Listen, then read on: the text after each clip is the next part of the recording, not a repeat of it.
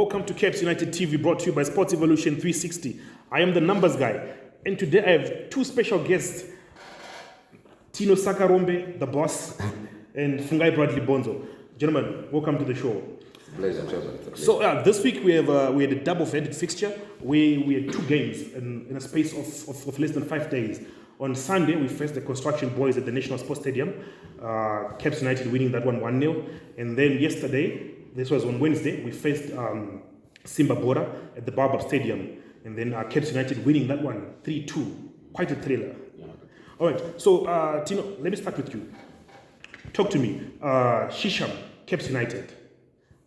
What happened? How did you see the game before the match was played and your reactions during the game and all? Thank you so much. I think the game between Caps United and Shesham, Caps United needed not to lose any points on the day. Absolutely. Yeah, because I remember the previous encounter where we won against Fungai, and then we lost against Yada.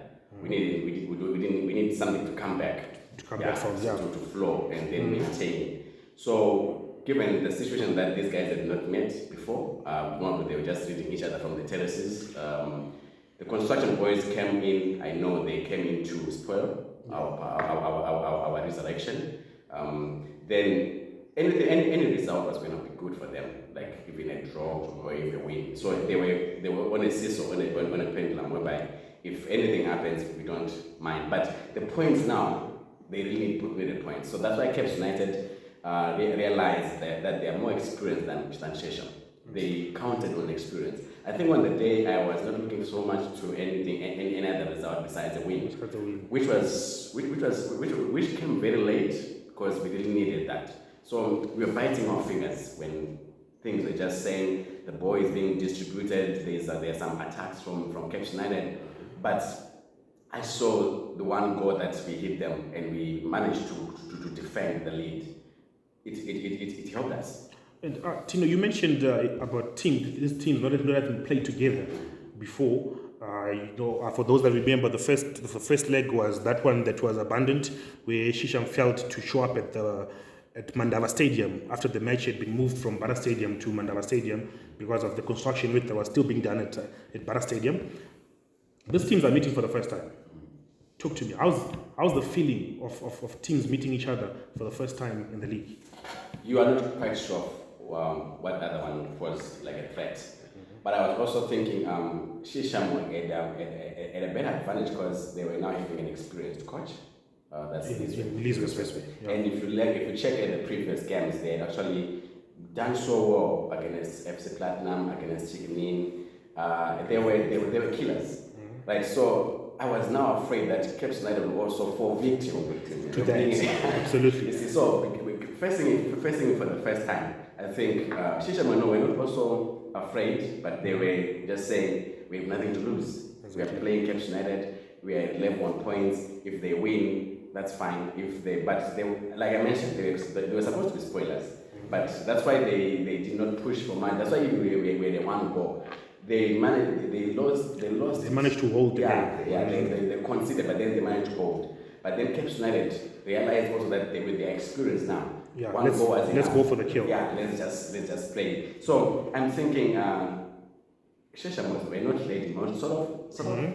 It was they might not know what they're supposed to. It's never ready when you're facing Caps United, especially in the form they're in. Yeah. So maybe I give thumbs up to the guys on their resilience, on their pressure, and also a goal coming from that's Rodrigo Nyegete. He has been doing that, and he's now showing the experience that he has. So I think that was a game that was now about experience versus a premiership debut who has been killing others, but now Caps United were aware of that. Fungai, I know you're big on the form guide. You're always talking about the form guide. Shisham going into this match, they were on the back of 3 games undefeated, 2 wins and a draw. Caps United had just won at the Collier. Talk to me about the form guide going into that match and what it meant and the effects that it has on a game where the teams are level on 30 points. Both teams needed this win because they were in the relegation waters. Joined with other 2 teams to make the 4 teams, the pool of 4 teams that were in the relegation. Talk to me about that one. Well, I'm just going to echo what Tino said. Look, Shisham obviously Suez would have told them that, this is Caps United. You've been able to beat bigger teams. Just go out there, enjoy yourself. Don't put so much pressure on you. But I like one thing about Caps United. They didn't underestimate Shesha. Because they've just taken a very, very huge result. First win in as many games against Fungai. Yeah. And definitely going to this game, like Tino said, I expected nothing less than 3 points. But you could tell that Shisham, them being the side that can spoil a party, it's a nervy game. You just have to make sure that you concentrate. And I think as a team, as a solid unit, Caps United were able to do that for the rest of the game. Yeah. And gentlemen, let's talk about Road Watch Nyengete. In the past games, the games that we were not winning, we were always crying about the missed chances.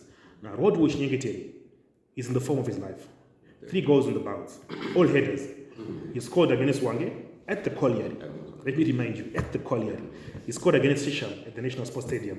And then yesterday against Simba Bola, he scored again. Has he become our talisman? Yeah, definitely. We talked about Rodi, and here's the nice thing about having an experienced head, a cool guy. I'm pretty sure at training he's telling the guys to be nervy because obviously after a positive result, sometimes you think, okay, we've had a positive result before, then we go away, then we draw points. But he'll be cooling them down because he's that experienced figure. So that's where the experience comes into play now. Definitely. Yeah, if you check at Caps United, like you've mentioned, Roddy is experienced, right? Most of the guys, I think now at this time of the season, they've actually switched on to pick that. If you check on paper, they're the most experienced. Caps United is the most experienced. They have the most experienced squad. Some players that have played in like SA, some players have played across rivals. Yeah. God knows Murira played Dynamos. Devon Jaffa has played in Gezi, he has played at FC Platinum. Sarapinda was out there and he came back, though he played for Chapon. But if you talk about experience, I think this is one thing that this is the secret thing that they've realized lately that we are experienced guys. Yeah. And if you check, you're talking about Roddy, last season he was hampered by injuries. Indeed. But you realize now that he can if you're playing in the position that he's supposed to, because Roddy is not someone, he's sort of like a scarecrow. Yeah, he's someone who can be in the thick of things. And then what will happen is he wants to give more room to the other players ahead, and when he gets a chance, that's why sometimes you're seeing that he's not using his foot, he's using his head. And finding an opportunity. And some of the times you be absent in some phases of the game, and then he pops up with a goal. Exactly. That's the experience that we need now. He knows where to go. Yeah. He knows if you're a defender, if you're running that way, I'm not going to follow you. Exactly. Yeah. If you're not marking me, that's your problem. Exactly. Yeah. So obviously, on the tactical side of the coach, you like a player who's going to be involved. You like a player who's building up the game with his teammates, and a player who's going to be able to finish when the right situation comes. Exactly. So that's really free. That's really free. And speaking of changes to the team, we have noticed that in recent games there's been a little bit of a twitch in terms of player positioning. We've seen Eric Manokore. We know him as a central midfielder, but he's dropped back to right back position. And then God knows Murira. We've seen him play in midfield before, but now he's playing more in midfield now. Talk to me about that, gentlemen. I'm thinking that's a very, very good change. If I want to congratulate Loichi Temwe, he's someone who is identified that Eric Manokore is versatile. And then if you notice Roddy sometimes when he's at the right back, speed hits him. Yeah. You notice speed hits him. But when he operates in the middle, he doesn't need to have too much speed. He just has got to have the ball, distribute all the ball. And he's very good with his distribution. Yeah. So with the changes, I think the changes came at the right time because we were digging down. So is this a blueprint from the Jurgen Klopp book where he's thinking of moving Trent Alexander-Arnold from the right back position into the midfield? I'm thinking maybe Loza is really much into that, but with what he has done, I think he deserves enough. Yeah, absolutely. His technical team has identified that Eric is versatile, and also we're talking about Roddy. I think he's now playing his good game in the middle. Well, that's where also I know him from, like even in the past. But we are not saying he's not good in other areas. But we are saying there's a change whereby you can have a tilt and then when you change, and it has worked. It has worked. You can gamble, but you can work. Yeah, I actually applaud Floyd because even when the results were not coming, you could probably tell that he's working on something, and he was very, very adamant that if it clicks, the right results will come. And look at now, Fungai 3 points, Shesham 3 points, Simba Bora 3 points, and that's that tactical trick that he's done. It's something that's obviously been done in the training ground. It's something that he's been thinking about, and he knew that if I just hit the right spots, I'm going to get the positive result. Absolutely. You know what? It's one thing for a team to lose playing badly, and another thing for a team to lose playing good football. Exactly. Caps have been playing good football. Caps have been playing good football. The results were just not coming. The chances were just not being finished. So now you've seen like yesterday against Simba Bora, 3 chances all finished. You look at Tulani Joseph. He scored after Simba had scored first, and then we came back into the game through Tulani Joseph, and then we took the lead on the 40th minute when Rodo Chinyegeti headed his 3rd goal in as many games. And then after the break, yes, Simba came back into the game. But now you're looking at guys like Sarupinda now. They come in straight from the bench into the match and then getting the winner 90th minute. That's character. That's character. You're talking about character. We are talking about wanting the hunger. Like the hunger, okay, fine. Someone will just be comfortable with it. But these guys are not. These guys are saying, no, we're not going to draw. They'll be very much comfortable. Shesham and Simba would have been happy with They would have been happy with the draw. Because it was the same territory that we were lying in. So they would have been happy that, we got a job there. Talking about the draw, when it was 2-2, we're talking about a penalty that came through. Inside the team could be blaming each other. Why did you do this? Why did you hack down in someone or whatever? But I'm thinking they did not do that. They did not hold on to that where we have gone to the penalty. They saw an opportunity.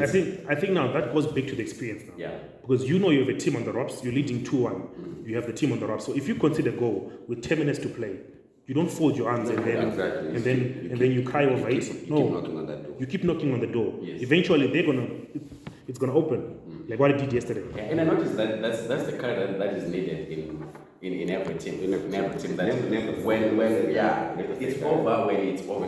Not now when there's still the terrace is loud, when the referee is still waving, play on. You don't have to fold your hands. I'm just wanting to even say to the team, they did so in remaining solid. You know, the defense was also solid. Not able not to allow the Simba Bora guys to come in. Well, they're also going to come in and say, okay, we can also. If we can also. Because mind you, Simba have the experience as well. They've quite some seasoned players there at Simba, players that have probably done it all and gone out there and played. So it was concentration levels.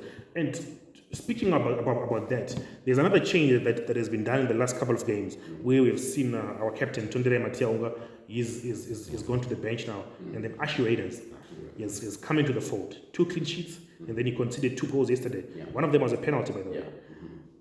Talk to me about that change. I'm thinking it's like I've said also, identifying the need to survive and the need to perform to another level. It's not like saying Chandra is bad. He was in a very good vein of form. Yes. He's one of the leagues. He's one of the leagues, one of the league's best. But that's a very critical and crucial, like you say, crucial decision that the coach is making. Very big. And I'm thinking Godi, the goalkeeper's coach, is seeing something that Tonde could have been. I think Tonde is exhausted. He was exhausted in the season. Remember last year he played. He can play with an injury. That guy, he can play with an injury. And I'm thinking that it's not something that is aggressive to the player, but it also gives room because there's 2 games to play, and you're seeing it from the bench. You're seeing, okay, fine, this is where I'm supposed to be. If you see him again in the first team in the next match, you'll be gold. Exactly. It's the same way. It's the same way Rodi has come in and been the anchor. You know, there are games where he's played out of position or he's played from the bench, but he's still coming in as an experienced figure and gave the team what it needed. And there's no better love story is that Trevor than a 90th goal and your fans that have stuck with you through thick and thin. I mean, shout out to the boys, and that win was for the fans. It was definitely. We also talk about depth. It also shows that we've got depth. We cannot over rely on Tonde. On Tonde, yes. As if we don't have. But he's doing so well. And by the way, we have 3 quality keepers. Yeah. You talk at Becky's there, Tonde is there, and then Reyners is there. Yeah. These are goalkeepers that, you know, it's a like for like. Yeah, they can be starters at any other team in the Premier League. Yeah. Different styles of play, but then in terms of strength, it doesn't put a minus on the team, on the overall team. Yeah. Very good goalkeepers. Yeah. And gentlemen, before we close, Sunday we face Kremlin Bullets at the National Sports Stadium. It hasn't been confirmed yet, but most probably it will be at the National Sports Stadium. Kremlin Bullets last in the first leg they beat us. Yeah. So where are our heads going into this one with the form that we have? Because currently, Caps United, they're the most informed team. Because if we're looking at the form guide, this is the only team that has won 3 games straight now. The other team now 2 wins, draw, 2 wins, draw, 2 wins, draw. Caps United, they've won 3 games straight. They are on the biggest winning run right now, currently. Well, for Kremlin Bullets, I think this is a match that we want to see what happened in the first without repeating itself. Because we were on top of the game, they beat us, and then in the last minute they scored 2-1. So I think that was the turning point of things. If you notice in the first half of the season, but now as you're now facing them, we should not relax that they're at the bottom. Yeah. Because these are the biting things. These are the most cunning teams that they really need to come out of the league. Because at the relegation zone, it's not good. So they can also throw everything at us. But I'll tell you this: I'm expecting nothing short of a victory. Yeah, definitely. I would want Caps to go into this match as bullies. The Rentals have lost several key players. Sorry, Kremlin Bullets. They've lost several key players. You talk about Tadiwa Chibunyu, who joined Chikenin, and then Eric Manokore moved from Kremlin Bullets to Caps United. And right now, they're sitting second from the bottom. They're actually bottom right now, because with the form that Black Rhinos has picked, Black Rhinos now, they're moving up. So I would want Caps to be bullish. Get in that match, show them, no, we are Caps United. We're not going to take chances. We're not going to say you're in relegation, so you come here and then you throw a fight at us. No, we are big brother, and then we are going to maintain that. I'm going to go to Trevor. I'm just going to hit the nail I'm going to hit the hammer on the nail. 3 points, bullish character. Let's move on to the next game.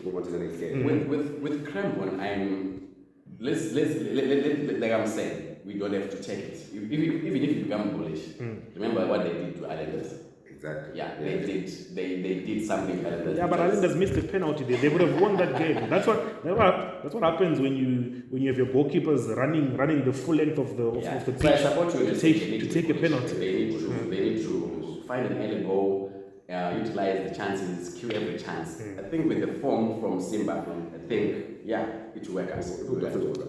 All right, so this has been the coverage of the double fixture that we had, starting off with Shisham and then Simba Bora. So this has been Caps United TV, proudly brought to you by Sports Evolution 360. Remember, Talking Sports is live. Until next time, it's bye for now.